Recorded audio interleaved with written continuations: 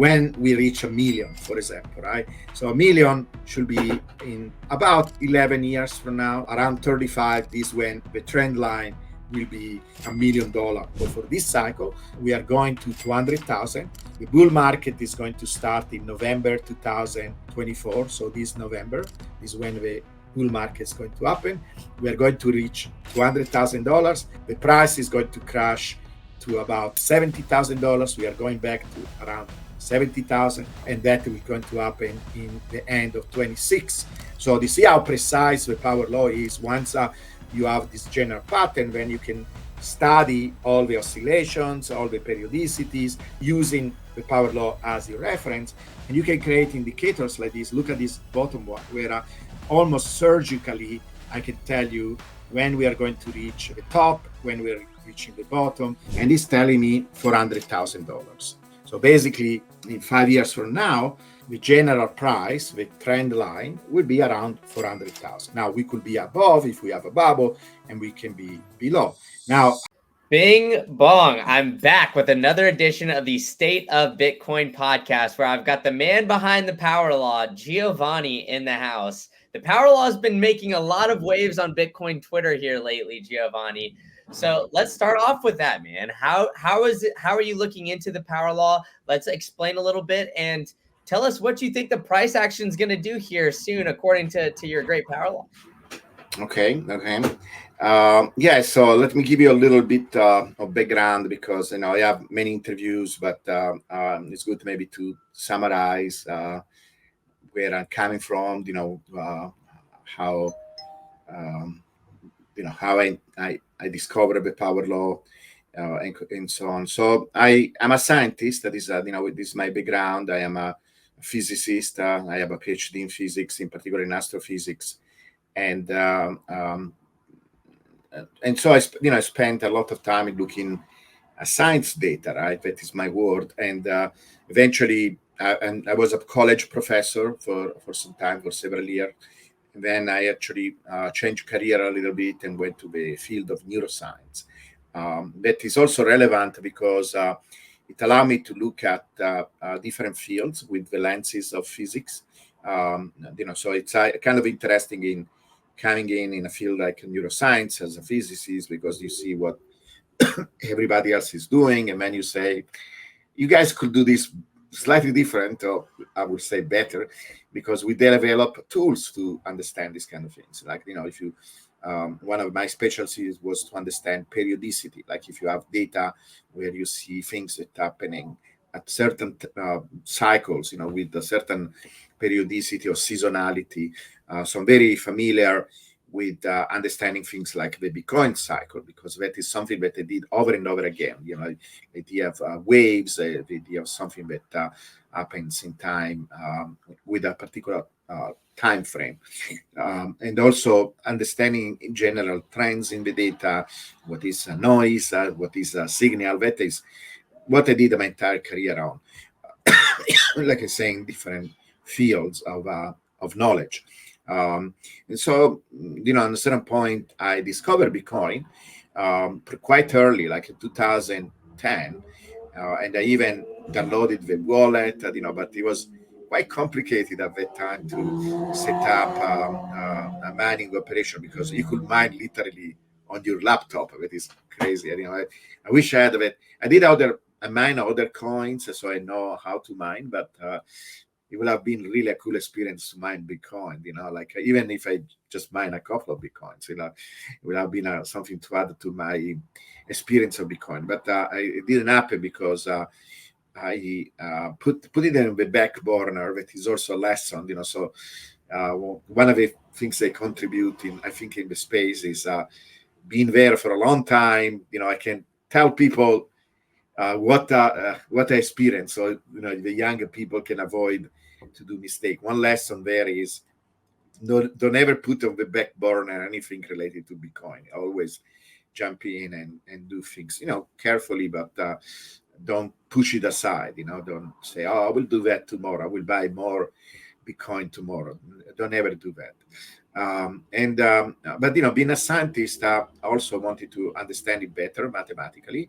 So I had another opportunity to be exposed to Bitcoin because I was very interested in technology. So I was reading all these sites. So I got a newsletters that was from futurists, that people that are interested in the development of technology in the future and where it's going. This where people were talking about AI, 10 years ago, basically kind of predicting what is happening right now. And one of the things that they were interested in were Bitcoin, from a futurist point of view. And so we had an article on Bitcoin, how Bitcoin will be this revolutionary technology, also, as a way of, for us, interested in this new technology that we want to change the world, that he was saying, we need the resources, so buy this Bitcoin because you will have resources to do the things that you want to do, like whatever project you have in mind as a futurist. And so I understood the message, I understood the technology. It's very difficult for me to listen to people that say, oh, I read about it, but didn't understand it. And so I understood it. It's, even the first time, it's just that I put it on the back burner. It was not a good idea. But this time I decided to jump in, But the article had like a little chart event, and he was trying to analyze the data. So I understood, that actually that is one other thing that you can do with Bitcoin. You can analyze the data. You can try to understand it mathematically. And so, and he was making some claims. One claim was a huge big bubble at this, the beginning. Like everybody's familiar with that, and that bubble led many people saying that Bitcoin was like tulips, that it was going to explode and then crash, and like it happened with the famous tulip incidents in the 1700s, right? That destroyed many lives. At that time, that was a big meme. And this guy was saying, no, because of Bitcoin continued, it moved forward after the bubble, and bubbles don't do that. And in fact, if you exclude the bubble, you can see that the general behavior, it's exponential. This is what he say. I say, exponential, because if this thing is exponential, is, we are going to make a lot of money very quickly, And so I tried to understand if that was the case. I downloaded the data. I started to study the data, even before buying my first Bitcoin. And then little by little, I started to have a picture. First of all, that is not an exponential, but I, notwithstanding, I could see how regular the behavior of Bitcoin was, and how you could study it from a mathematical point of view. So it gave me the confidence of jumping in. So I got, really in big time at that time, and this is where my adventure in analyzing Bitcoin is. So even if the power law got a lot of attention recently, I'm working in this for almost 12 years now, because this was in 2012 when this happened. The next step was the discovery of the power law. So that happened because I actually listened. I think it was a video somewhere on the net or whatever. These scientists, by the way, if you can, please put the link of this book on your video, in the comments. But it's a book that is called Scale by Geoffrey West. He's a British physicist, and he had a podcast. He had a TED video, something. And this video, he was describing cities and the math of cities. He was talking about all this scaling phenomena that we see in life, from planets, to organism, to also social phenomena. As a physicist, because nature likes these power laws, but in a moment we can explain what they are. And they are, so I was very familiar with this phenomena of power laws. I didn't realize that they also apply to social phenomena, because a lot of physicists, there is an entire branch of physics that works on social phenomena, but I was not aware of them. and economic phenomena, economic and social phenomena. And this guy was making, because of, this is what happened with his career. He went from being a particle physicist all the way to study phenomena like cities and companies, etc. And he was describing how cities grow with these power laws. And then, he was doing this also very poetic analysis, because physicists are very poetic too, because we see these connections between all kind of things in the universe, and and it's a form of poetry almost. And he was saying how, a city has this basically like a nervous system, with all the telecommunications. It has a circulatory system with all the roads. We bring kind of almost like food to the city, like materials and other things that the city needs to grow and expand and function, And so he made this very nice analogy that seems both poetic but also supported by math. And I thought, that is what Bitcoin is. I had this intuition, and I started to look at the data to see if I could find power laws in the data. And almost immediately I found power laws everywhere. I found a power law between, for example, price and addresses. And I understood of the significance, because I was also aware, you're an engineer, you're probably aware of a Metcalfe law, that is a relationship between the value of a network and the adoption of a network. And it kind of close to square, right? It's supposed to be that the value of a network is proportional to the square of a nodes in the network. And that is exactly what I found when I look at Bitcoin, that there was a relationship of this kind. It looked kind of like a Metcalfe law. And then I found a power law in transactions, etc. The missing piece was that if I wanted to make a model based on these things for price versus time, that is really what we care about, right? We want to see how the price action, of Bitcoin evolves in time, and also if we can use that to make predictions. Because one of the things that sometimes surprises when I'm interacting with people that are very familiar with science is they don't realize that science is all about making predictions. This is why we created science, so we can understand the world and then make a prediction. What will be science without being able to make a prediction about the world? And so that missing piece, I will work in model that are where price versus time, but I filled the gap in how do we go from price to addresses, for example, with to price versus time. And so I will make some assumption, like, for example, okay, adoption, that is basically addresses, grows with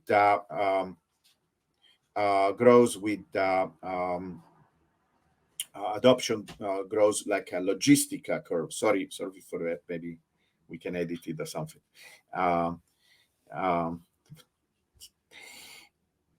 So it grow in the adoption grows with like other technologies, right? So it's, because I thought, okay, Bitcoin is a technology. So if we look at how adoption grows for most technologies, there is a very specific curve. It is called an S curve, and so we can apply this S curve to the data, because we know now how the relationship between price and addresses is, we can make a model of price versus time. So these were some of my first models that I developed early as 2014. The problem with that is it didn't really fit well. Like, for example, I could get some okay fit between addresses and time, let's say, but it was like not as good as I was hoping for.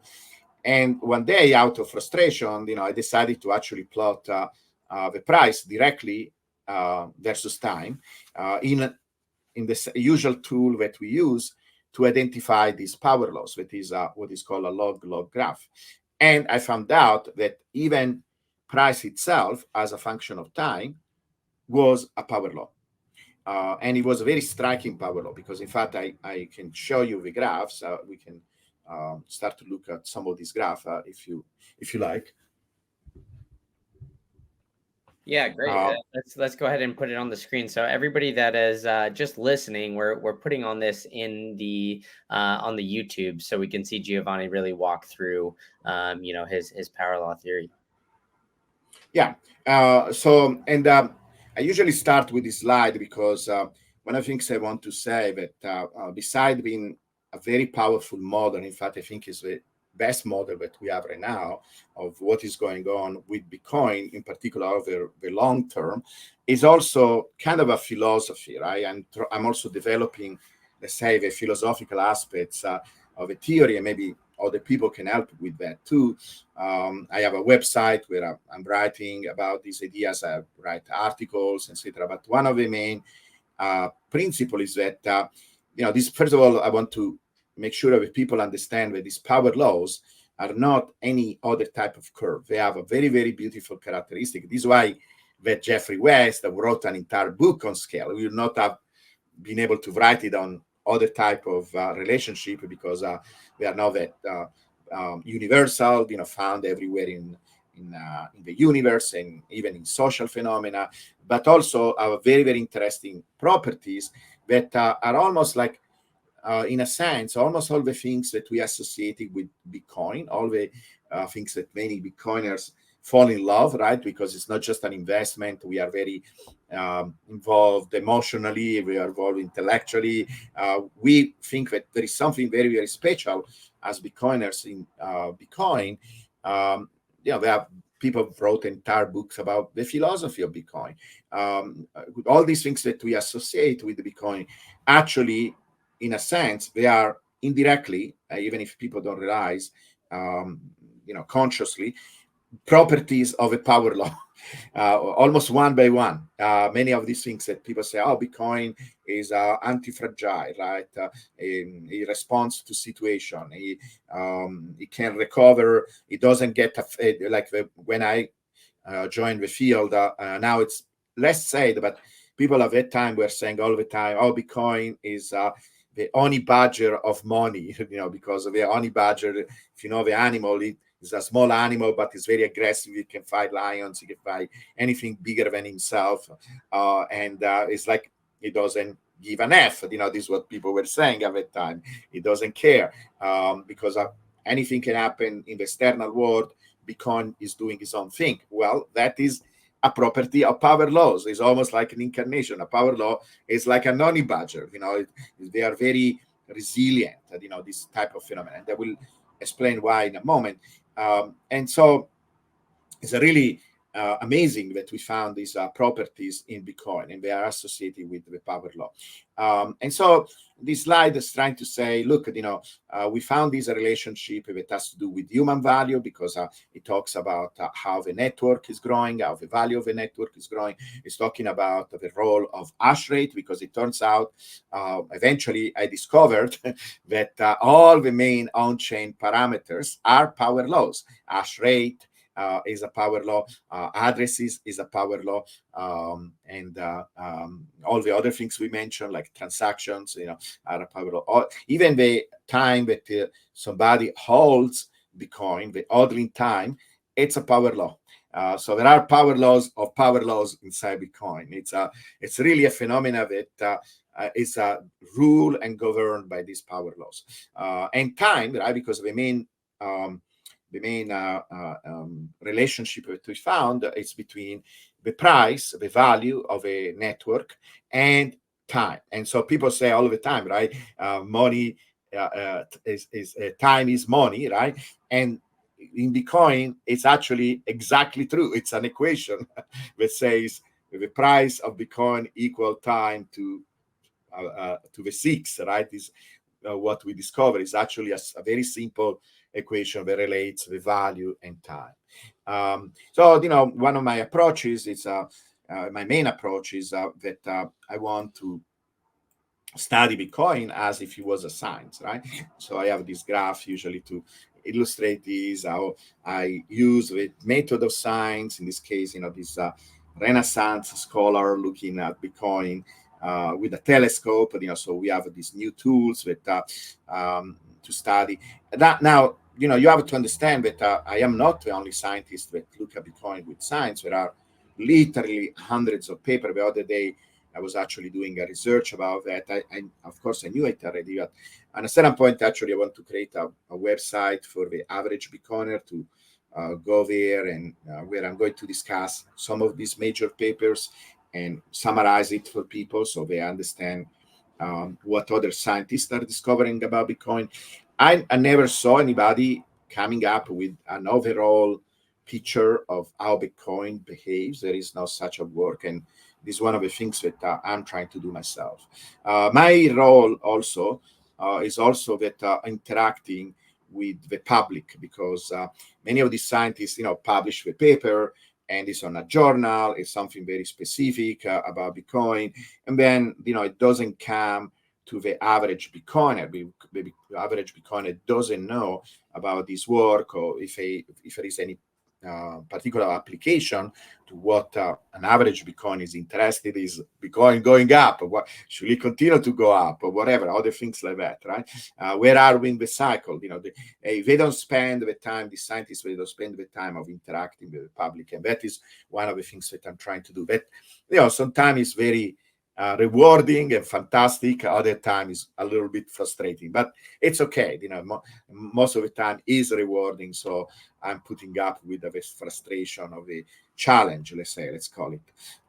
Anyway, so the main idea is that when you look at data, right, from a scientific point of view, one of the main goals is to separate what we call noise from the signal, right? Because any type, this is how we do science, right? Even in physics, we go in the world, we study a phenomena, we collect some information, right?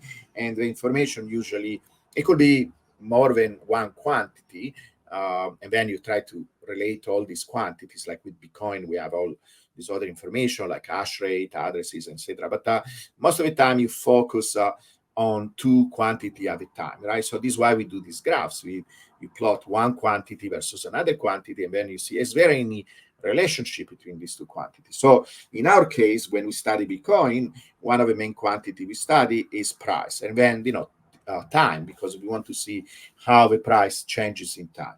And if I do a graph like this, that is called a linear graph, so basically I'm plotting straight the price, I'm plotting straight the time.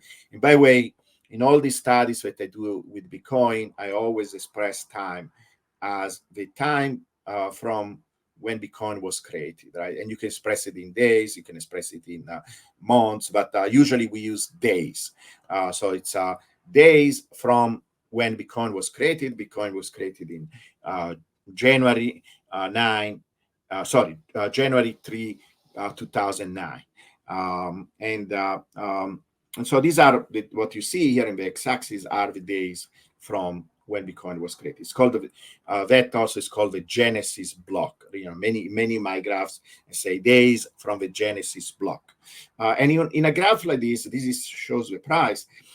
You will not see a particular pattern, right? It looks like in general we go up, but it's so disorderly, at least from an apparent point of view, that you will not be sure that it continues to go up, right? Because, okay, first of all, in the beginning, the price was so small, it looked like flat almost, right? When there are these spikes that are basically the bubbles, where the price really goes up very fast and then it crashes.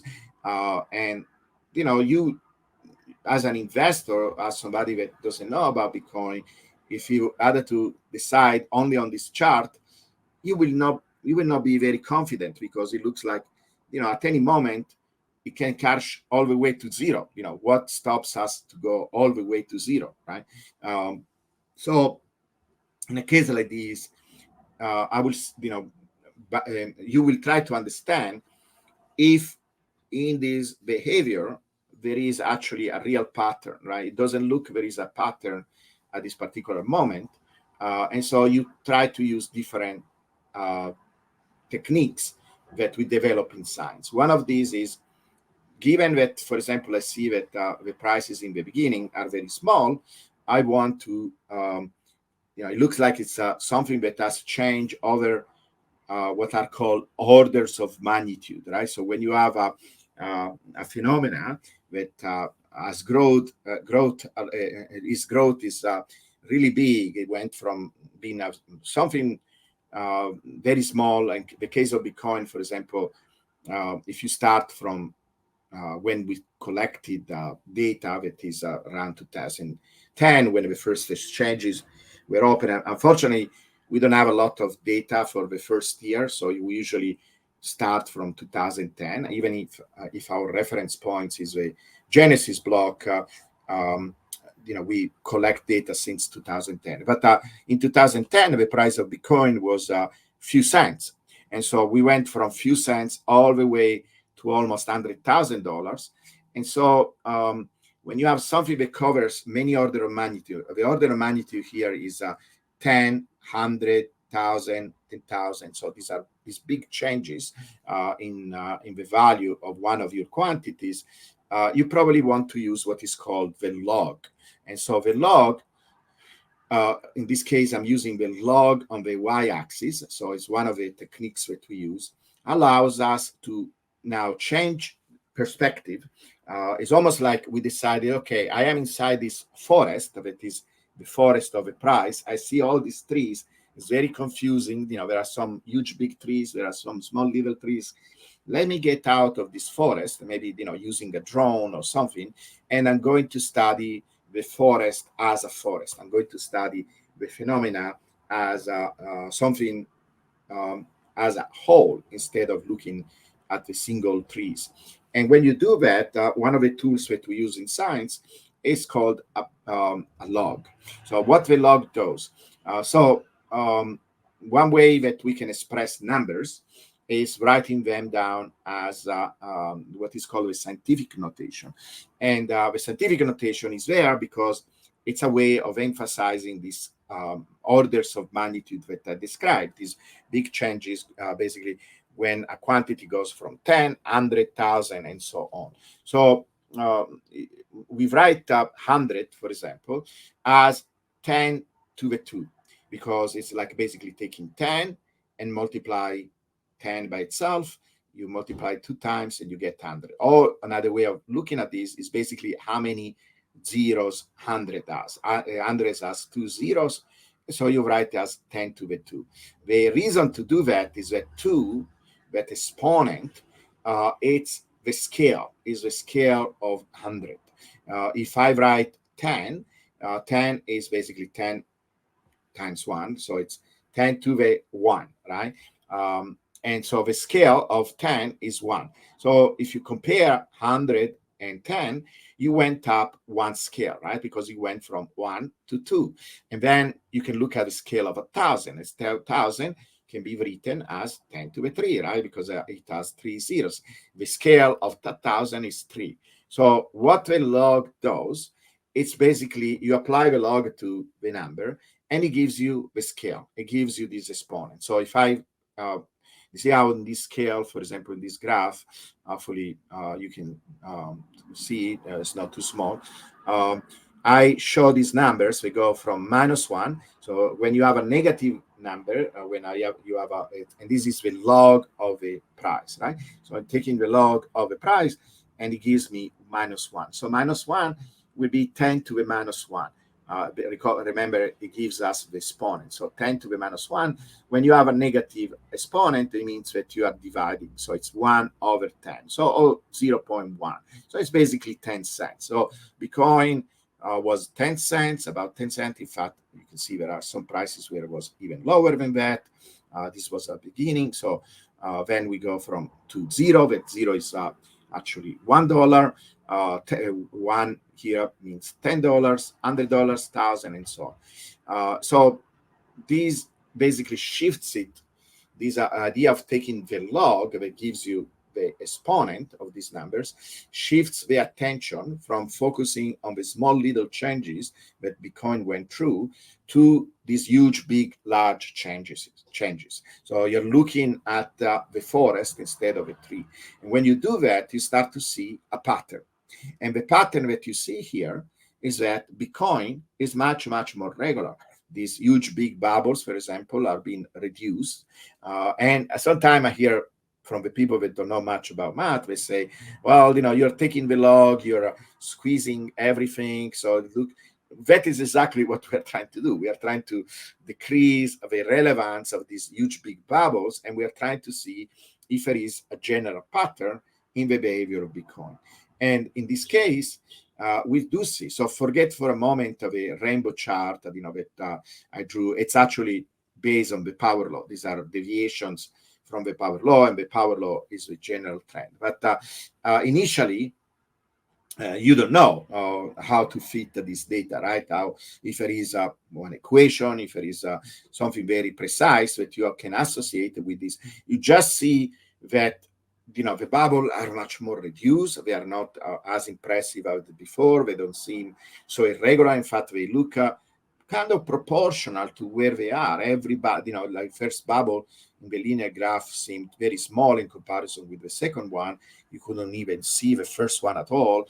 But now, when you do it in this way, they look kind of proportional to where the price was at the moment. Of course, the first bubble, we went only to $30. The second one to about $1,000. The third one, we went, to tens of thousands or $20,000, then 60,000. So, but they seem more proportional, right, in terms of where they happen. And also, you see this general behavior.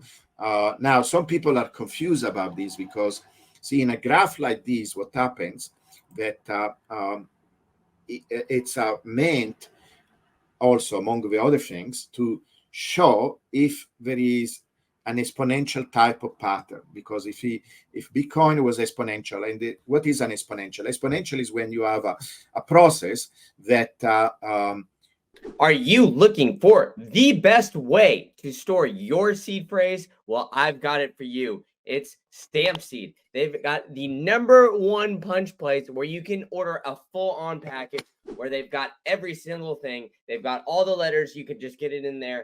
And they've got this sick hammer, which they've engineered to make it so easy for you to punch in that titanium steel plate and store your seed phrase in the most secure way possible. So go ahead and get your Bitcoin off of these exchanges and use promo code Green Candle for 15% off. They're helping power the show. They've got the Bitcoin logo. You can punch it into your seed phrase as well. If you could see it here, they've got a lot of cool stuff. And now I'm helping empower you to get your Bitcoin off an exchange utilizing Stampseed and storing your seed phrase in the most secure way possible. Now get to it. All right, back to the show.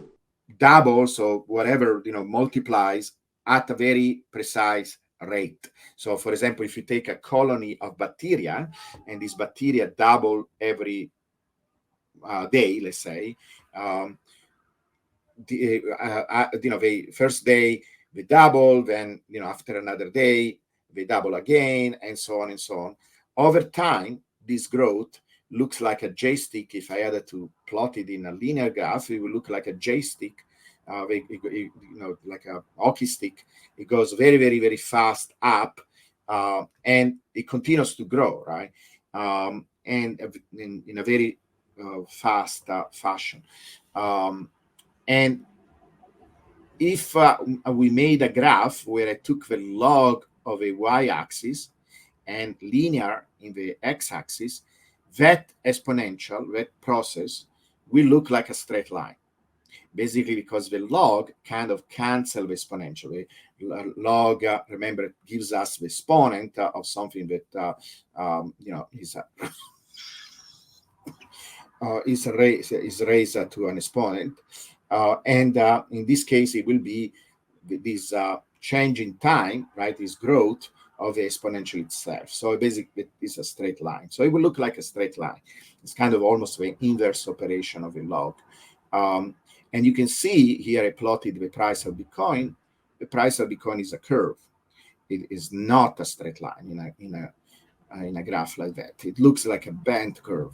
Now, this is confusing for some people because, but you're saying that Bitcoin is growing, right? So it's the first graph we saw that it goes up. That is kind of an artifact of this type of chart where anything that is not exponential will look like bent like that. But it doesn't mean that it's not growing. Some people think that maybe there is some kind of a ceiling, that is tapering off and is reaching the ceiling. No, there is not such a thing. This curve will continue to grow basically forever. Now, is that forever in real life? Because there are limits in how much the price can grow, etc. That is another issue. But the type of curve that we are dealing with is not tapering. It's like slowing down. It looks like it's slowing down. It's slowing down relatively to an exponential, and it's very clear that from this graph, the first thing you discover that it's not an exponential. So when these people that even the author of that article that I mentioned, that kind of brought him in Bitcoin, say, oh, it's an exponential.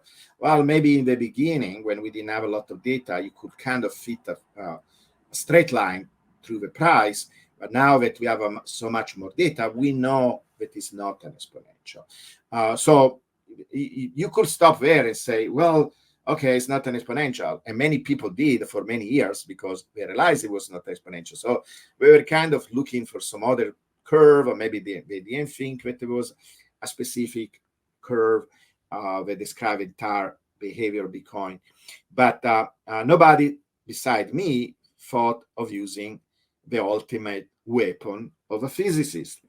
The ultimate weapon of a physicist that is not very commonly known or used by other fields, in particular in finance, because first of all, this particular phenomena that is called the power law is not very common in finance. There are some things that behave like power law, but in general, the entire behavior of an asset, it's exponential. Actually, it turns out that NASDAQ is an exponential, that SP 500 is an exponential. So people are very aware of that. And the main reason is because a lot of these assets are driven by inflation. Most of the gains that you see are due to having a lot of liquidity available, because of inflation. So most of the growth that you see is actually the dollar losing money. They gain relatively to the dollar simply because the dollar is losing buying power. Not everything is associated with that in terms of the growth of the stock market, but a lot of it is. And so these power laws are not very common. And basically the idea of taking, so how do you identify, how physicists identify? Do you remember when I told you, you will do a log linear, you will take the log of a y-axis to see if the data looks exponential, because it will look like a straight line, and Bitcoin is not. So the next step that you can do, that many people didn't, because I was the first one doing it. Well, I did it with transactions and did it with addresses, but I didn't do it directly between price and time. And then finally in 2018, this is when I produced my first graph of this type in around 2018. And then instead of writing a paper like other scientists will have done, I posted on Reddit, because I'm very interested in this social aspect of interacting with the community, sharing these discoveries with the community. And the post had some traction, but not a lot. It was almost ignored. And it was very similar to this. Basically, kind of here. I could even show where it was. So basically, all these is new prediction, because many time people think, oh, this is a new thing, we will see if it holds. No, I predicted all this already. All this is things that I already predicted in the past, because this when the power law in time came out around this period, and I was able to call this bottom. I did say, hey guys, I have a post that at the time I was very active on Facebook, because again, we didn't have X, or X was not active as it is right now. And I was part of a very large, like 70,000 people Facebook group, and they posted there. And again, it got some attention, it got some response, but it didn't become famous as it is right now. there was one person that read my article on Reddit. His name is H.C. Berger, and he's also an engineer. And in the beginning, he thought I was stupid because he saw this graph that I'm going to explain in a moment, and he thought, Bitcoin is not straight. It cannot be straight. It's curved. This guy did some mistake. He doesn't know what he's talking about. And he wanted actually to write a very nasty comment in the Reddit. And then he stopped for a moment. He tried to see what I was really doing. And my name also on Reddit is Econophysicist1. So maybe this guy knows what he's talking about.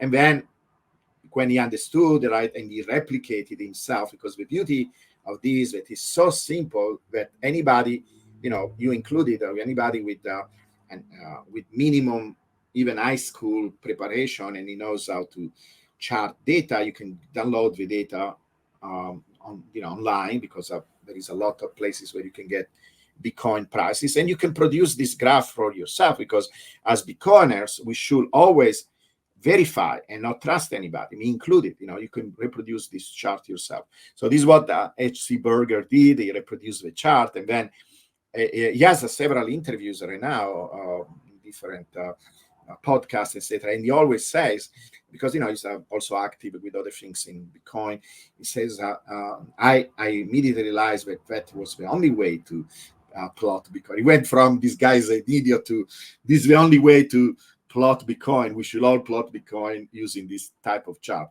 And he wrote an article on Medium that got some attention. But at that time, Plan B came out, and many people don't realize that Plan B actually basically was inspired. Let's call it like that. He should have quoted me that this was his starting point. He even told me, we had a personal discussion one time, and even told me that was your article was my starting point. And what Plan B, that he created this model called stock to flow. He was unsatisfied by my post because I didn't give a cause. I didn't explain what causes this behavior, right? Now I do. Now I have actually articles where I tell you what the cause is. But at that time, I didn't know, because I was still exploring, still understanding. And he thought that the cause was this thing called stock to flow. So he created this model based on mine. Now, his model, even if it is based on mine, is actually wrong, because there is no relationship between price and stock to flow, this quantity that he didn't invent it, but is used in valuating silver, gold, and so on. But he made a big deal that it was important for Bitcoin. It's not important. So, but that is another topic. If you want, one day we can discuss it, why S2F is not a good model. But so there is a lot of history associated with the power law. And people thought for some time H.C. Berger was the author of, because he wrote this nice Medium article that got more attention than my Reddit. But he quoted me in the article, etc. But these are historical. And the power law didn't get much traction because everybody was focused on S2F, even if S2F was based on my work. That is hilarious. It's actually weird. And it took, me posting a second time on Reddit, and this was 5 years later when I posted an update with the new data. And I mentioned the previous article saying, hey guys, because the first article was called 10 years of power law behavior, right? Because it published 5 years ago, so we had only 10 years of data. And then in February of this year, or January, something like that, I posted a new article, a new post, Reddit post, saying 15 years of power law behavior. And basically I show people how I updated, and the power law was still valid, that Bitcoin was following. So basically I was able to predict 5 years in ahead. It is unheard of in the financial world, that you can predict the behavior of an asset 5 years ahead. And people got impressed. And in fact, I got contacted by this guy. His name is Andre Geek, that is a famous finance YouTuber. Probably you know him. You know him, right? Andre Geek. Yeah, sorry, I was on mute, but yes, I do. And then, yeah, with all that, so if you're able to predict it 5 years out, Giovanni, I gotta ask, man, what do you think the price is going to be 5 years out now? Yeah, and we are going there in a second. Okay. Um, yeah, because um, I wanted to give this introduction to people to let them understand where we are coming from. Maybe we are familiar, some are not. But yeah, of course, it's going to follow the power law, and we can show how to get this calculation. In fact, anybody can get this calculation. So, yeah, so now Andre Gica posted, we made actually a video on the power law, and I was very, I didn't know him. Uh, and I showed my son, the preview of a video when Andre sent it to me, and my son, being much younger, is familiar with him, and told me, "Do you realize who this guy is?" I said, "No, I don't know."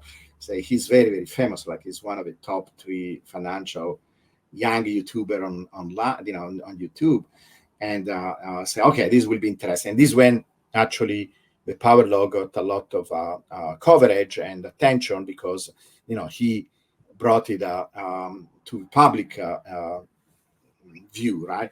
And so my account exploded, and this is how I decided to actually make this a full-time job where I'm educating people about Bitcoin, trying to show we can use math to understand it, and so on and so on. And so, to answer your question, the beauty of making a model like this, because it's not even a model, many times I'm telling people, it's actually a little bit less and a little bit more, actually a lot more. It's less in the sense model usually, when people talk about model, like even S2F, you have several steps. You have some assumption. You're saying like for S2F, the assumption is, well, there is this quantity stock to flow that has to do with the ratio between the supply and how much the existing supply and how much we produce.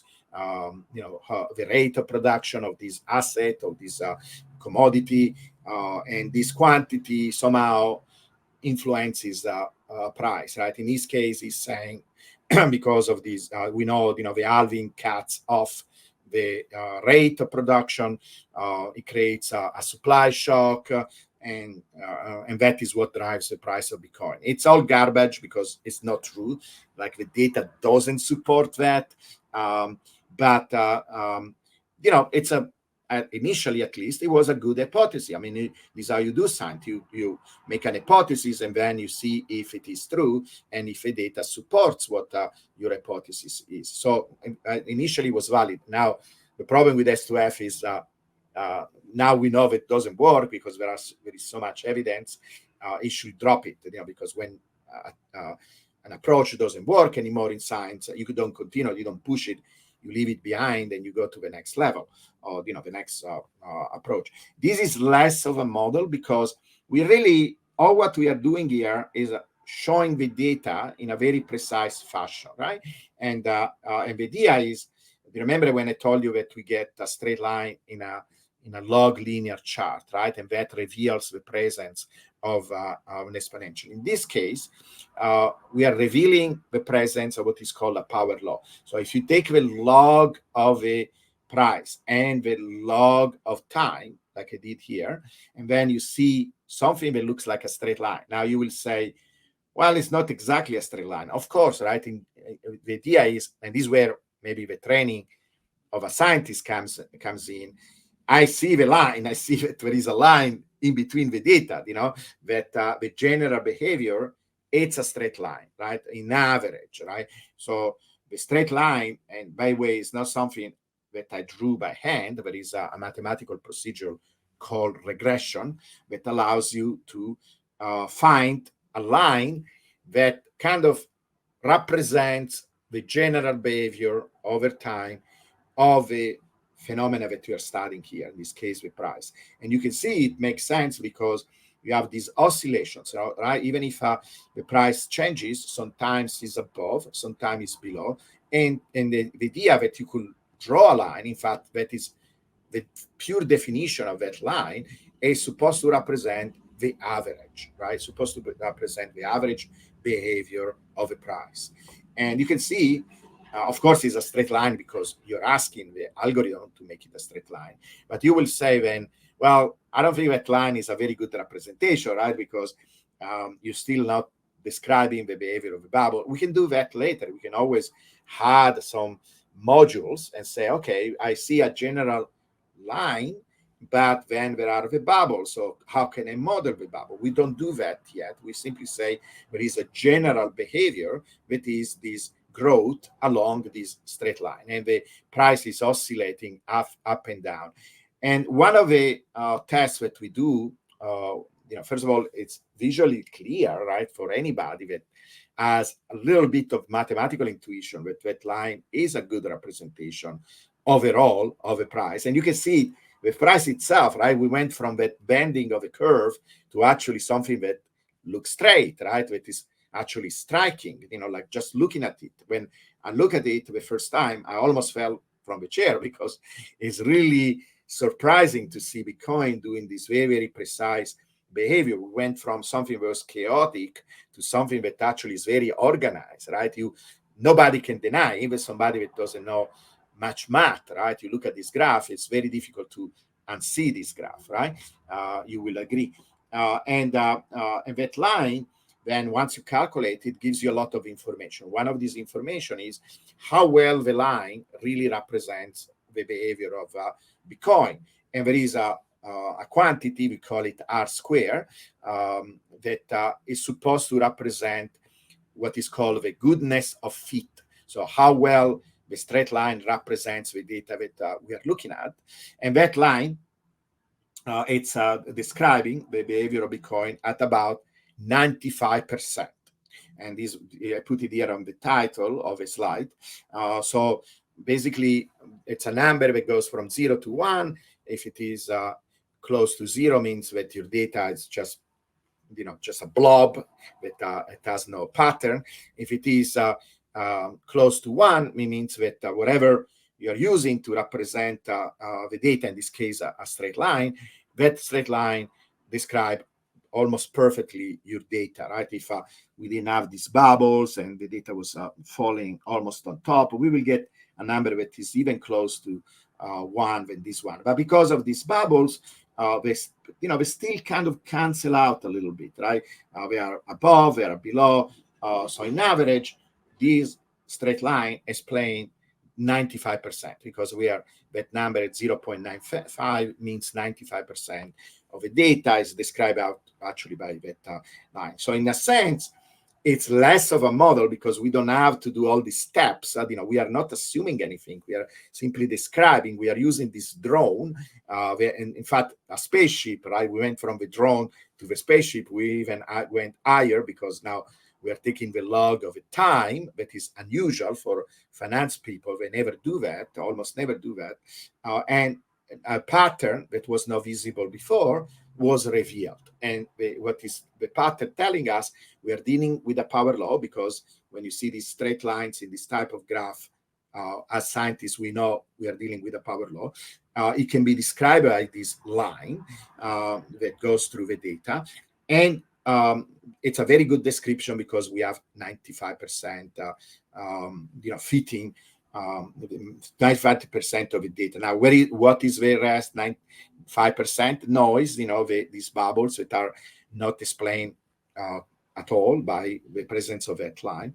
And so it's a pretty good job because, like you see how I did it in 18, you can say in general, even if the price goes up and down, that it will continue to go along that straight line. Now, you have to understand, because that is what else we learn from drawing this straight line, that it's not really a straight line.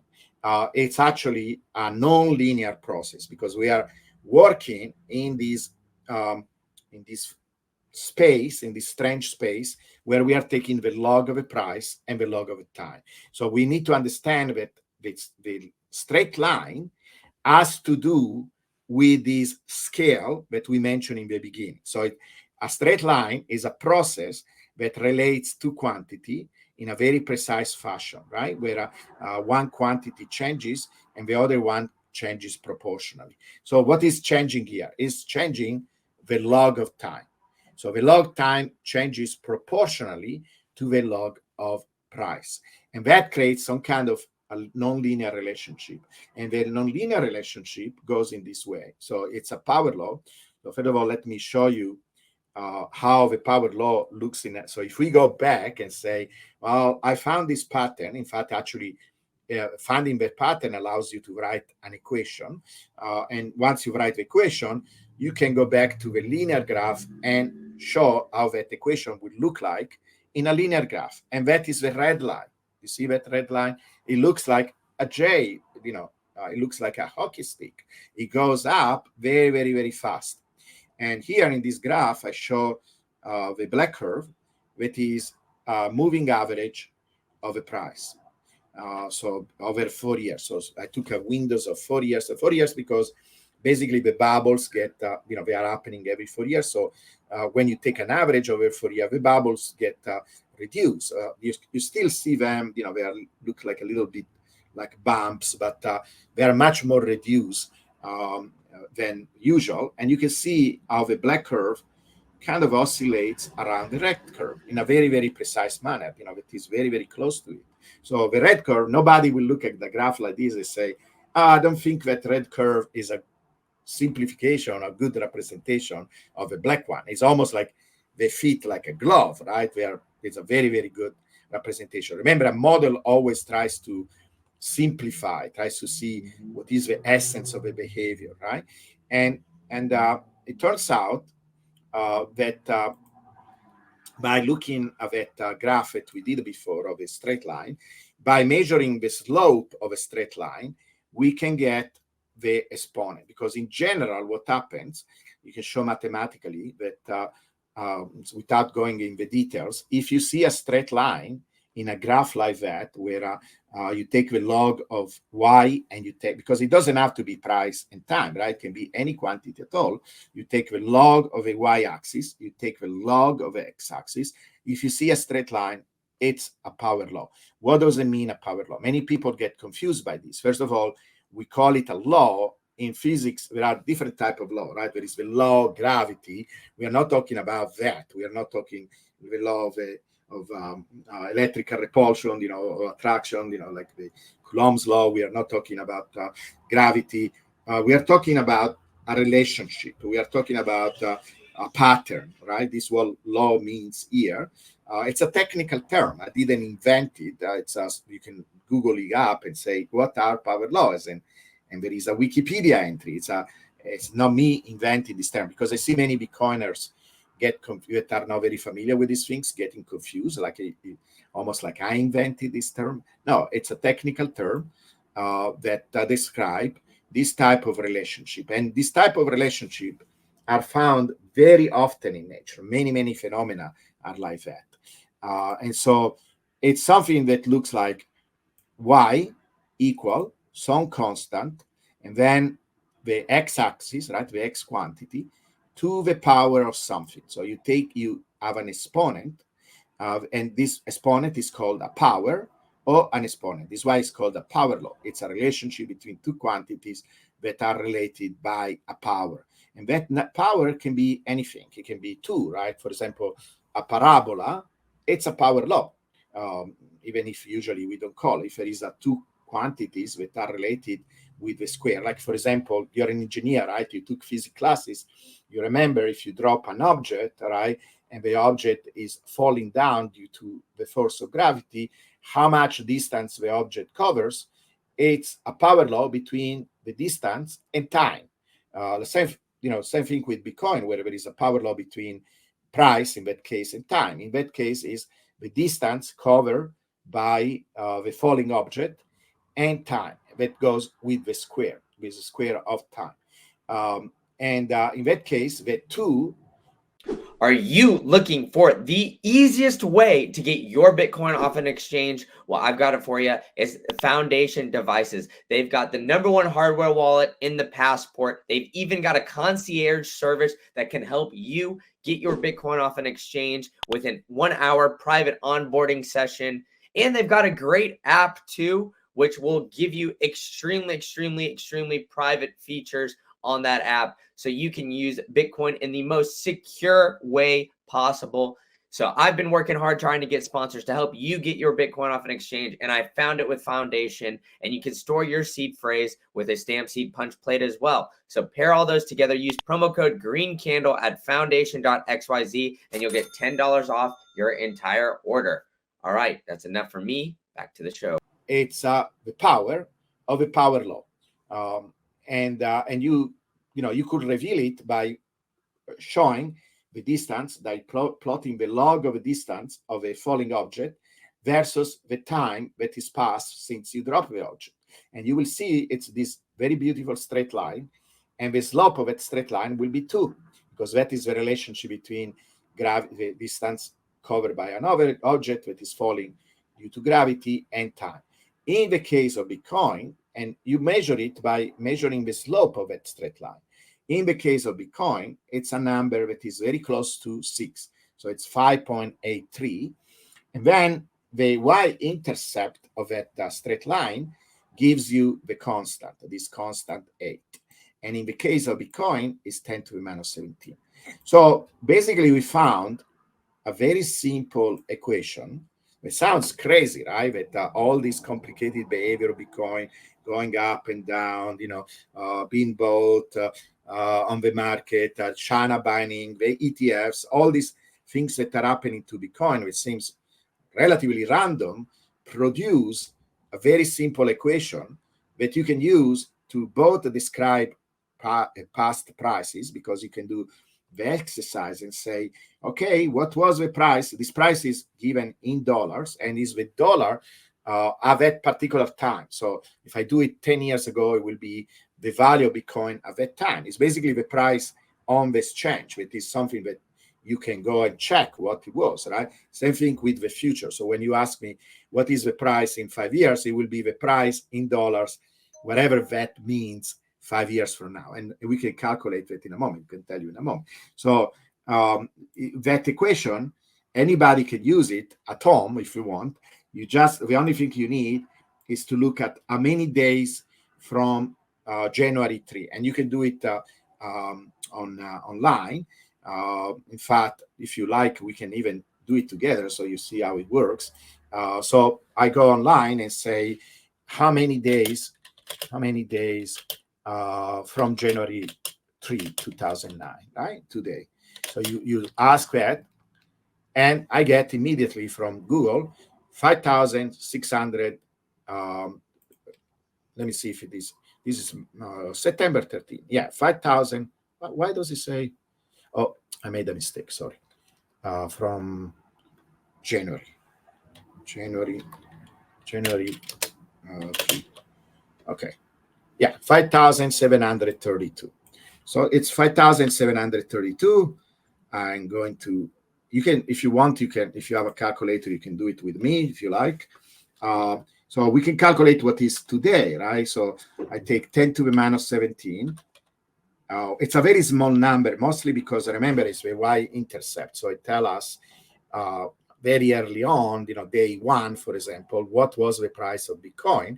It was 10 to the minus $17. So it is basically 0, because 10 to the minus 17 is 0, 16 zeros, 1, right? So it tells us, well, if you go very, very close to when Bitcoin was created, the price was basically 0, right? So if I plug in this number, so I do 5,732, and you raise it to the power of 5.83, right? It's like taking the square, but instead of taking the square, you take the power of 5.83, right? I calculate that, and it's giving me this value of $81,000. Okay. Yeah. So right now, with that, it's saying that Bitcoin's undervalued because Bitcoin's sitting around 58K right now. So correct. So it's like $23,000 under value right now. Perfect. Exactly correct. You understood it perfectly. So basically, it's telling us that basically this value, remember what this value is supposed to represent. It's supposed to represent the general trend of Bitcoin. And sometimes the price is going to be below, sometimes it's going to be above, right? And so right now it's saying, well, right now the current price of Bitcoin is actually undervalued. We should be much higher. Now, you have to understand, and this maybe is going a little bit more in the details, that Bitcoin follows very precise pattern that I can describe to you in a moment, because that is the other component. Once we understand the general pattern, then we can use that to actually identify the other aspect of Bitcoin, that are these oscillations, how these oscillations play in the general behavior of Bitcoin. And I will discuss that in a second, okay? But this is how I use this equation. Now, if you want to go 5 years from now, we can add to that equation, right? So now we know we can put a date in we can put a date in Google and say, put a future date and say how many days will it be between January 3, 2009 and this date, and it will give you. But one other thing we can do, we can use these 5,732 days, that is today, and we can add 5 years, and we know that there are 365 days in a year, and that will give me 7,557. So you can go back to that equation and now substitute that number. Okay, so we can substitute that number that I just got, that is basically the number of days 5 years from now, from January 3, 2009. Okay, and recalculate, and it's telling me $400,000. So basically, in 5 years from now, the general price, the trend line, will be around 400,000. Now, we could be above if we have a bubble, and we can be below. Now, and you can do this with every date. Like you can play. I did it in some videos, with some of the people that were present there. We play around. I have a video where we tried. Okay, how long did it take for Bitcoin to reach $1? And it turns out that is around 800 days. You look at when exactly Bitcoin actually reached $1 in real life, and it was something like maybe 2 weeks later or something like that, 900 something, right? And you can do it with $10, you can do it with $100. It's very, very precise. Now, precise in the sense that we describe it, it is a general trend, right? Now, how that is useful in telling us about things like the oscillations, and the different places in the cycle is extremely useful, because one of the things you can do, and I did it in many different ways. For example, you can do it in this way, where you say, okay, I have this general trend, then I observe the bubbles, I study the bubble. You can study the bubble as deviations from the trend. And then you find out that there are very precise distances that the deviation go when we have bubbles. Even that is actually mathematical.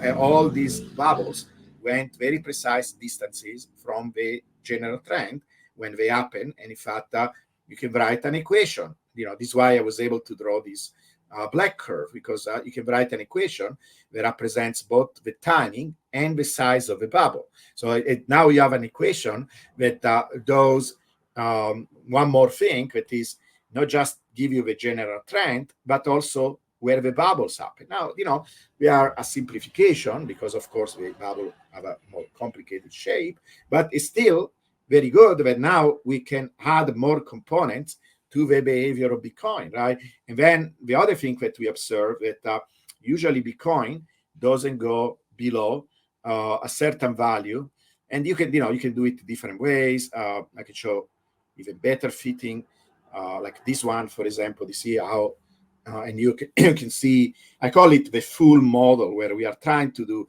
three things. We are trying to synchronize the bubbles, so it tell us where the bubbles are happening. We discover also that there is like a support line that is basically you don't ever go more than 60% from the trend line. And that actually is something that seems to be very powerful support, because probably you see how it looks like if you plot it as a support line. It looks like incredible, right? The blue dots here represent there is this technique where you eliminate the outliers of your trend. In this case, the outliers are the bubbles themselves, and so you want to model them, but at the same time, if you want to focus on the support line, you're saying, well, they are basically perturbations, we are distractions, we are changes from the general path. But you see how when we leave the support and we reach these very high peaks, we go back, and where we go back to the support. That is extraordinary, right? This show you that is much more than what many people think, just a straight line through the graph. There is something almost physical there. In fact, we are now converging, because when you study these things from a scientific point of view, it never stops. You always go to the next step, go to the next step. You're trying to understand. I think in fact, let me ask you, you're an engineer. Do you have any clue, and just so we can have a conversation, do you have any clue of what you think that support line could mean, or what is it related to? Yeah, I mean, the red support line essentially is just like, all right, we're in the areas of value is what I would kind of assume, right? So like if it dips below the red support line, that's I don't know, I would say like a pretty good buy signal, to say the very least. Basically almost never happens, right? It's very, very rare if it happens. But what do you think is due to some particular process, or is that just something by chance? Why does it seem to respect that support line so strongly, over many, many years? And, it's not like, oh, it's a temporary support line, because most of support lines are like that, right? They only apply to a certain region. You go further and you need to find another support line. This one, once you establish, seems to be there basically forever. What is going on? What is happening there? Do you have any suggestions? Yeah, I'm not sure. That's why you're here, Giovanni. Okay. It has to do with we still are exploring with the cost of production of Bitcoin. It's basically if you go below that, then it's going to cost you more to produce Bitcoin than you can sell it for, and so usually that creates a problem with the system. The miners stop selling, and that what creates that support line. It's really interesting because that also it reminds us that Bitcoin is not just an asset. There are all these other aspects, like, there is a cost of production, there is mining involved. And so there is all these aspects that many Bitcoiners many times ignore, or they don't think about it, but it's a much more complex system that differentiate Bitcoin from a NASDAQ and from other assets. This is much more complex system. This is why we see all these irregularities. Almost see my entire point, and I've wrote entire articles on this, that I make an analogy between Bitcoin and nature, because we see these power laws everywhere in organisms, in planets, etc., in cities, how the cities grows, that it looks more like a natural phenomena than a normal asset. And that actually allows us to apply all these ideas from physics, and they are predictive. We can make prediction for the future and all kinds of things like this. So this probably has to do with that. But then, like I say, you can go back and include that component. This is what the yellow line is trying to do. It has the general trend of a power law that is here, the purple line. Then it tries to model the peaks, because the peaks are very regular. They happen every 4 years. We know when the peak is supposed to happen, and you see they are very, very regular so far, the 3 different bubbles that we had. And it also includes this support line, so you see how the yellow line goes back to the support line. And so now you have a much more complete and full model that it's still a simplification, right? Because of Bitcoin has still all these ups and downs, etc. But this is what models try to do. They're trying to simplify as much as possible what you're observing, but maintaining all the relevant information, like in this case, where the bubble is going to happen, how big they are to happen. One of the things we observed that over time, these bubbles became smaller and smaller, right? And so there is actually a decay. You can even measure the decay. It's a very precise decay. We have no clue why that happens, that even the decay of the bubbles is precise. So you can actually project it in the future, and this is what I try to do. I kept this is why you see a divergence between the purple and yellow line, because the purple line is where, if we continue to do this trend and the support line, always follow the purple line. But in this case, they did the other way around. They said, I think the real power law is the support line. And so we will see oscillations relatively to the support line. If that is the case, then the yellow line is really what you will see in the future, that we follow the pattern and the bubbles become bigger, smaller, and smaller over time. Now, that looking at that graph, and the question is, when we reach 1 million, for example, right? So 1 million should be in about 11 years from now. So something like 35, around 35, this when the trend line will be $1 million. Now we can reach it before because maybe we have a bubble where that happens before, but that gives you an idea of the time scales. Because if you want to summarize, actually, and maybe we can stop here, or maybe you can ask me a question or whatever. The usefulness of having a power law versus anything else, because we are very lucky that Bitcoin is a power law versus some other type of behavior, is that they are very special things in nature, right? So, and people can explore, they can come in my website, or they can, my X, and, I discuss this all the time. But I have one slide to represent that, because, that is what really motivated me and made me very enthusiastic about studying Bitcoin through these lenses of science, because it puts Bitcoin in this very large context of basically almost all, I will not say everything, but a lot of different phenomena in nature that have to do from the motion of the planets, because that is also power law. If you look at how distant the planet is from the sun and how long it takes for the planet to go around the sun, how metabolism organizes itself in different animals. This is called the Kleber's law, that tell us how much energy an animal uses relatively to its body mass. It's another power law, a quite famous power law. And, the slopes of all these different power laws are almost like a fingerprint for the phenomena, right? It's like very unique to that phenomena. Remember, for Bitcoin, it's kind of close to 6. And then languages, human phenomena, like language in this case is the frequency of a number of words, of a particular word, V, A, dog, whatever. So you look at many times is being used in a normal test or conversation. And then you make a graph like this in terms of their rank, are they first, second, in terms of how many times they are repeated, and you get this very nice power law. And we know there are power laws because you see how they are straight lines in this type of graph, where I take the log of one quantity versus the log of the other, right? This is one of the main tools we have to identify these power laws. You take the log of y, log of x, get a straight line, power law.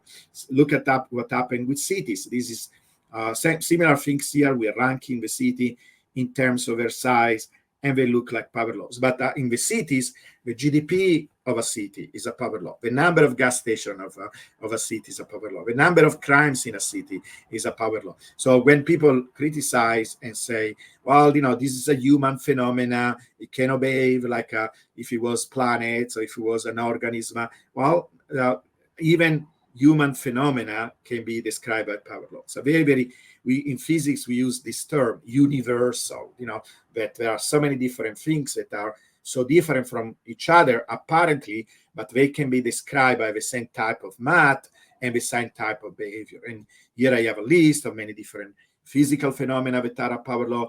You can go online on Wikipedia. The list is even longer because we show the relevance in economy, in society, in biology.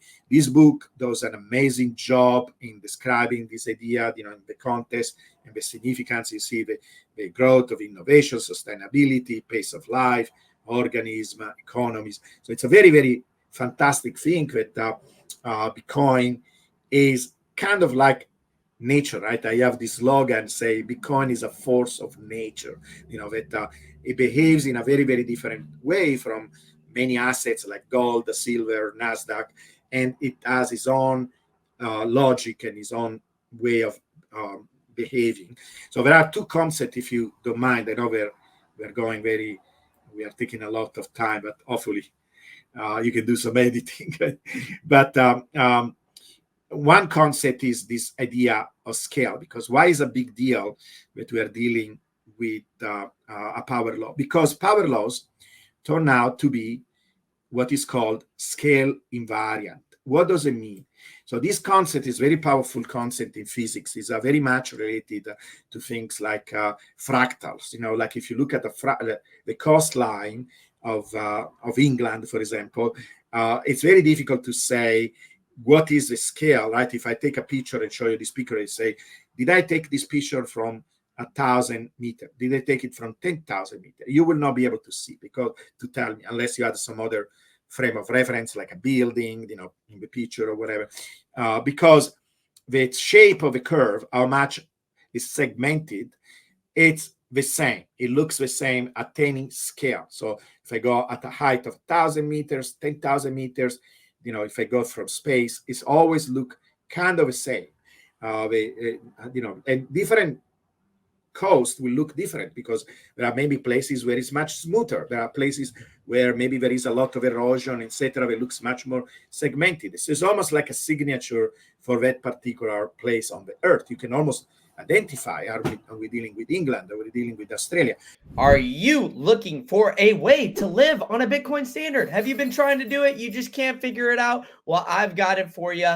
It's at BitRefill. You could go to bitrefill.com/invite/green-candle to sign up, where you can use Bitcoin to buy gift cards on Airbnb, Uber. You could buy plane tickets with Bitcoin, so you can travel the world, see everything going on. You can even buy eSIMs when you're there to help contact your friends and family. So go ahead and join the revolution, live on a Bitcoin standard, so you don't have to wait for the banks after you sell your Bitcoin, transfer the fiat to your bank, and then go through all the rigmarole, all the fiat trash that you've tried to get through and avoid.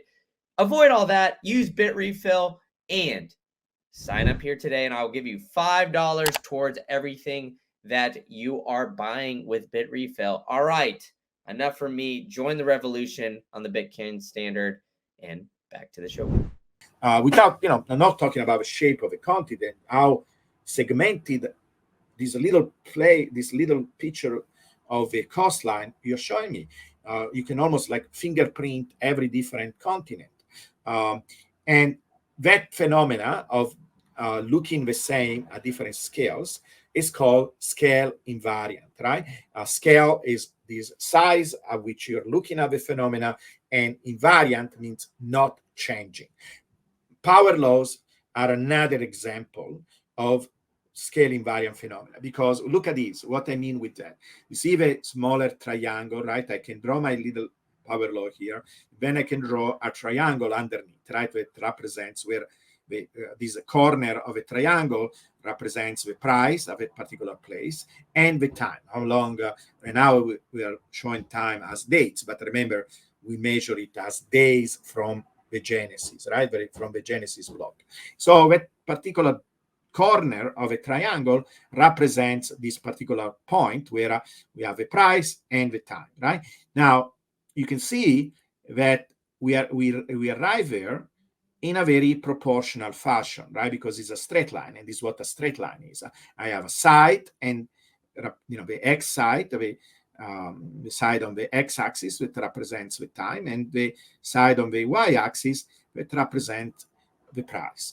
Now, if I extend this triangle, right, basically I'm making the triangle bigger, because I'm going to draw it beneath this power law curve, I get the pink one, that is a bigger one. It's basically a projection to the future, where I'm saying what the price will be in the future. And in that way, I can look at this upper corner of a pink triangles, and I can make a projection to whatever it is, right? So where the price, I think I did it, in this case, it's $200,000 or whatever, right? It is. So maybe it's, more like 500,000, like in the middle. See, here is 100,000, this is a million, so kind of in the middle. It doesn't really matter. What matters is, you see how I extended the triangle, right? And I extended, everybody knows from, basically elementary school, when you change the size of a triangle, everything is proportional, right? All the sides, these y sides and the x sides change in a proportional fashion. That change in a proportional fashion is called scale invariant. And these are very, very powerful properties of this kind of system, that once they behave in a scale invariant fashion, so this proportional growth, they continue to be like that. And why? Because they didn't get scale invariant in the first place by chance. There was something that made them scale invariant, some kind of a process. Usually the process underlying the growth of these systems, it's some kind of iteration. So basically, the growth today is influencing the growth tomorrow, right? Basically, imagine, for example, the process of adoption in Bitcoin, where we are red pilling people. Sorry, I use orange peeling people. We are orange peeling people, and the orange peeling, it's proportional to how many Bitcoiners there are. So, in average, let's say all of us are going to orange peel a certain number of people, and how many people are going to orange peel, it's proportional to the number of us, right? Once we orange peel more, these new people are going to orange peel others, and the process continues. Now, if it was exactly like that, we will get an exponential, because it will be a very precise growth rate over time. What happens, the difference between an exponential and the power law, is that this process of orange peeling, it becomes less efficient. So at some kind of a memory where it's less efficient with aging. And this is why you get the power law versus an exponential. And there are many things in nature that behave like that. Like, for example, there is this very nice paper that is actually pretty easy to read, that is this one, where these guys studied the growth of teeth, claws, horns, thorns, beaks, and shell, and they found out they are all power laws. They're all power laws. That is pretty remarkable. And in fact, here is an example of that, where you look at the task of an elephant. This is a radius, the size. In fact, it turns out there are two power laws. There is one for the radius and one for the length. They are both, and they interact with each other. It's very interesting, because that is also what happens to Bitcoin. We have all these power laws that are interacting with each other. And you can see this is a log-log graph, where you have a log of a radius versus the log of age. We know it is a log because you see how the marks in the graph are looking a little bit funny. That is kind of a telltale sign we are dealing with a log graph. So log of a radius versus log of the age of the elephant, and you see it's a straight line. Of course, it's never a perfect straight line when you look at the real data. I think generally you can say it follows this straight line. The pink one is for the female, the one blue is for the male. See, the male is faster because it's growing faster. The males have bigger tasks than the female. And you can see how predictive this is, because if it is scale invariant, imagine the same thing we say, we can draw imaginary triangles here. You say, hey, I look at the growth of a task at 5 years, then I can make the triangle bigger and go to 10, and that allows me to predict how big the task will be in 10 years, 5 years from now, of 20 years or 30. So it's something, when people tell me all the time, oh, the past cannot predict the future, it's one of the things that I hear all the time on X. It's not true with scale invariant system. They are very predictive. Once they find this very precise pattern of growth, they tend to be, this is why they're called invariant, because there is something very fundamental in the way they grow that allows them to continue that pattern. And with Bitcoin, this is what I believe that happens with Bitcoin. With Bitcoin is everything that happens to Bitcoin is always proportional to where Bitcoin is. Like, for example, we just talk about adoption, but also things like banning. Okay, there will be a ban that is a negative thing, but Bitcoin resists to that, right? That is going to happen only when Bitcoin reaches a certain size. When it was very small, nobody cared, right? Same thing with good things, like, for example, with the ETFs coming now. Why the ETFs came now and not 3 years ago? The CEO of BlackRock was talking very bad about Bitcoin 3 years ago. Why? Because it could do that, but it was not as big as it is now. Once Bitcoin reached a certain size, they could not be ignored, and also showed itself that it could produce very consistent gains over time. These people are not stupid. They say, hey, we cannot beat it, we cannot kill it, let's join it, and everything is going to happen to Bitcoin is going to be a feedback loop like that. And whenever you have a feedback loop where everything that happens to Bitcoin happens because Bitcoin is ready, it has the right size, it has the right infrastructure, it has the right also mentality. People think about Bitcoin in a different way, different type of coverage in the press, then it attracts the right things that is right for Bitcoin to go to the next step. And this is why this proportional growth will continue to exist, and this is why we can use it to make prediction. At least this is what the theory says, right? This is what my theory of Bitcoin says. And by the way, maybe we can stop here. And people can read my article. I wrote an entire article, and here is the main graph from that article that basically says, look, at this point, it's not in a model anymore, it's actually a theory. And why is a theory? It's a theory because, by the way, remember when I told you that exponent of the power laws are almost like a fingerprint, right? Every different laws that we found in nature that is related to a power law, you go find out what this exponent is, and then you're trying to find why is like that. Why is that particular value, right? With, for example, the planets, Kepler's law, Newton came about, and then he was able to explain that the exponent that was observed by Kepler had to do with gravity. He was able to show that given the law of gravity, this is how the planet should behave. It is a power law. And so it was a big discovery, right? Almost like the beginning of science. In my case, I was banging my head for a long time because I wanted to understand where the heck that 6 was coming from. And then I was able to kind of link it to the work I did in the past. And they said, I'm going to plot everything as a power law. I plotted addresses as a power law. I plotted price as a, was trying to see if it was a power law between price and addresses that I knew already was there because it was my first power law that I ever discovered. And then I put it all together, and it turns out it goes like this, where the growth, right? So many people, you hear once in a while some analysts say, oh, Bitcoin follows an S curve of adoption. It's not true. Bitcoin follows a power law of adoption. And that adoption, if you take addresses as a proxy for adoption, is a power law of 3. So it basically grows with the cube, the number of addresses. So you can use addresses as a proxies of how many people are using Bitcoin. It's a proxy. It's not perfect, but it's a kind of a measure of the activity of a network. And it turns out to be a power law. So this is the power law that describes the growth of the addresses.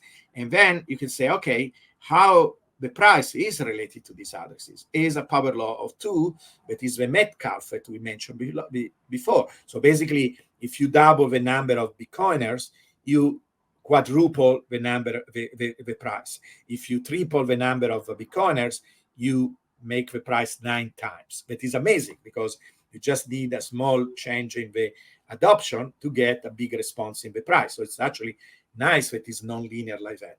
Now, it turns out that you can combine these two things because basically it goes like this, right? The price is proportional to the address square. Then the address go with the time cube. And so it basically is the cube to the square, and that gives you 6. This is where the 6 comes from. That basically the growth that we observe of a price in time has to do of how the adoption is growing with the cube and how the price responds to this adoption.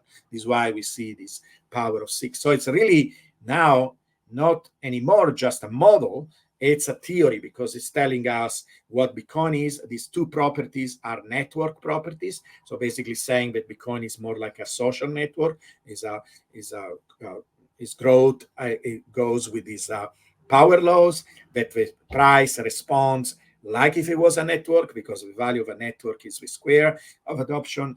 And then basically it shows this feedback loop where all the different properties of Bitcoin, even the hash rate, because basically this growth of the price attracts hash rate. So there are more miners. The miners bring more security. If you look at what is written inside of this loop, it says, we start with the demand of value, the demand of store of value for Bitcoin, that increases adoption. That adoption creates a response in the price. The price goes up, and it goes up in a very precise fashion. Then that attracts the miners, right? That want to be part of this system and want to take advantage of this price going up, and that brings more security to the system. That even if me and you are not buying Bitcoin because we're saying, it's more secure, there are more miners, it's more difficult to do the 51% attack. It's still something that big institutions for sure consider, because they will not put millions and billions in the system if it was not secure. So they are aware there is all this infrastructure, all these billions of dollars in investment in the mining infrastructure. So it's a component of this, of how Bitcoin works through this loop, right? This basically loop that never ends. It's an infinite loop. And, that has an effect in adoption, and it continues like this. Anytime you have something like this, where you have a lot of different interacting feedbacks, it's natural to see power loss. This is where you can show mathematically. If you read the book Scale, you understand also why that happens. But it's one of the secrets about power laws. They are based on this type of iterative processes. So it's really, really cool.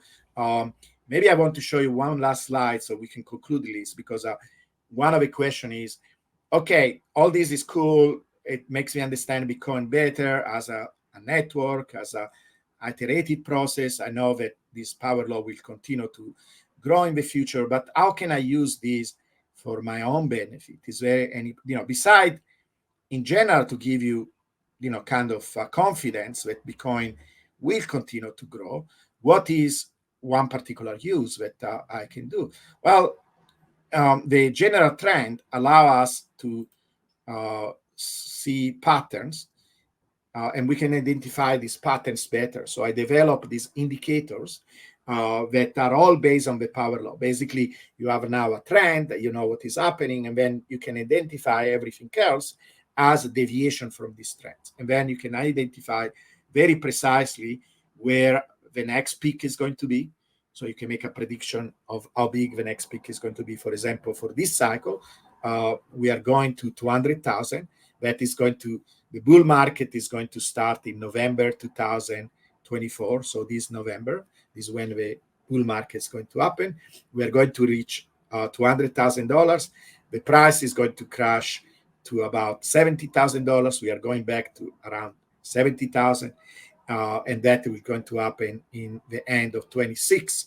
So you see how precise the power law is. Once you have this general pattern, then you can study all the oscillations, all the periodicities, using the power law as your reference. And you can create indicators like this. Look at this bottom one, where almost surgically, I can tell you when we are going to reach the top, when we are reaching the bottom. And so people could use that. One of the things that, so I created this Discord community. If you like, we can put a link, etc., where people join us. We, help each other to try to navigate the cycles. And I know there are, it's a very strong philosophy inside the Bitcoin world about hodling, never sell your Bitcoin. what we suggest is, if that is what you like and is your way of dealing with Bitcoin because it's too stressful to do something else, well, at least try to avoid, if you're doing DCA, for example, you still can use this knowledge, because as we approach the peak, maybe, put aside money like you're doing every month. Like there are many young people, or even older people that put a few $100s every month because we want to buy Bitcoin. Don't buy Bitcoin, put it aside, because you don't want to waste it and buy some stupid things with it. Put it in a wallet as USDT or whatever, and then when we go down from there, because we know exactly when it's going to happen, then try to buy at the bottom, because you can multiply, you can save it. It takes about 1 year to go down from the top. You don't have to buy exactly at the top. You can start maybe to buy in the middle. You see, this is an indicator because from 0 to 100, so you can start to buy maybe a 50. You say, I'm going to wait until it goes down to 50, and then I start to buy again. And you can use all the money that you saved, and now you will have more Bitcoin. If you want to take a little bit of risk out of, not because I am not a financial advisor, so I cannot really give an advice, but one idea, let's call it an idea, or at least maybe what I am going to do when I'm coming close to this peak, I'm going to sell some. I'm not going to sell everything, because we're never sure 100% that this what Bitcoin is going to do. But, I'm going to sell a relatively good chunk, maybe 20, 30%. And the idea is the same, that, we did a lot of gains. Bitcoin went much faster than the usual power law behavior during these bubbles. And so you are locking in some of your gains with the idea that you want to buy more Bitcoin. So when we go back to the bottom, we can leverage all these gains that we had before that will have been lost, because you see, the bubbles almost cancel out once we go back to the support line. It's like the bubble never existed. And so why not to use that, right? Why not to use this incredible gain that we observed during the going up part to actually lock in the gains? Now, before we had all this knowledge, I could understand how stressful, how confusing all that is. But if you use science and you study, because you should not just trust me, you should spend time, be familiar with all this knowledge, try to make sense, maybe reproduce the result yourself. But if you try to understand Bitcoin, and there are really these very predictable patterns that they continue to be, why not to use that to our advantage with risk management, right? So you don't sell all your Bitcoin, you don't use crazy leverages, you do something very, very thoughtful and very aware. And of course, you take some risk, but life is all about taking risk. Even owning Bitcoin is a risk. But, we want to do it a very calculated, a very managed type of risk. And the rewards could be there, because I calculated that, just to give you, maybe we can stop here, just to give you a frame. I know I say that like 10 times now. I could talk for hours. You can see, right? They could take for hours about all this. But one way that we can understand the future of Bitcoin in terms of the price action, we say that is the power of 6, right? That is price proportional to the power of 6.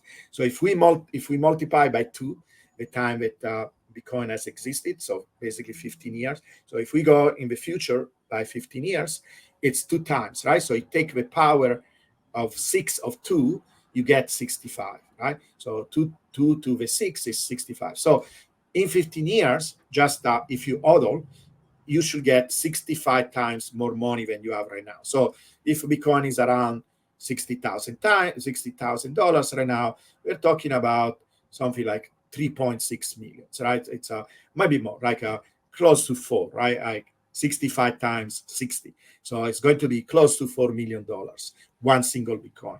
Now, if you do this thing where you sell at the top and you buy at the bottom for the next 15 years, I think we are going to have 3 more bubbles up to 15 years from now.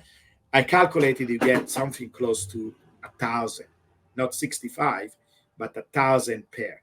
Now, I don't suggest to sell everything at the top. So let's say, you do even a fraction of that, we're talking about 200-300 times, even if you're trying to do in a very conservative way. So we're talking about maybe multiply by 3 times your Bitcoins, 3 or 4 times. That is a big deal, for some people that don't have a lot of Bitcoin. So it's something that you should consider, study, see if it makes sense, come to my X, maybe join our Discord, go deeper and see if this means anything to you. But at a minimum, like I say, you can use it for DCA. And plus, the fact that we are dealing with something very predictable gives us very strong conviction that it will continue to do that in the future, So that is, in essence, some of the things we discovered. We did much more work than that, but this is kind of a summary. Sorry if it took me all this time. No, Giovanni, that was great. And yeah, I mean, really looking forward to everything. I'm going to put everything there in the show notes. So Giovanni, you've been very generous with your time. So I appreciate you coming on, taking the deep dive into the power law, giving us some predictions here as well. So why don't you tell people where they can find you and what else you got going on? Yeah, so I have one main site that is called Bit Poseidon, right? BIT Poseidon, like the god.com. That is actually our main website. You can find charts there. You can find a link to our Discord channel. The link also allows you to access the indicators they describe. Right now we have like 7 different indicators. I'm trying to make also some structures, lectures on like small little chunks instead of 2 hours like we did right now, where people can learn about the concept. So it's the place to go. But you can also link my X. I'm very active on X. I post every day, updates, etc.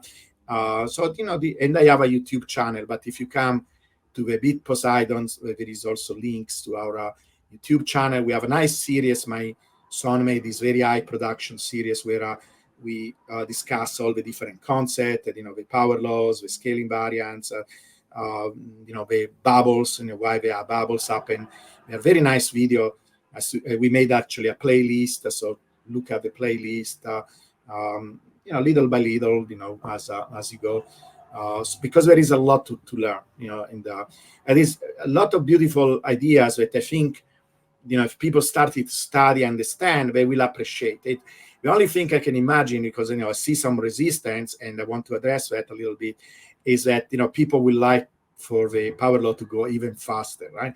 It was going very fast in the beginning, but unfortunately, because it's not an exponential, it's kind of slowing down relatively to an exponential. We don't see the gains that we had in the beginning, but it could also go the other way around, right? Be careful what you wish for, because like in the book Scale, they show that if you have something exponential, many times this particular type of growth is not sustainable. It crashes.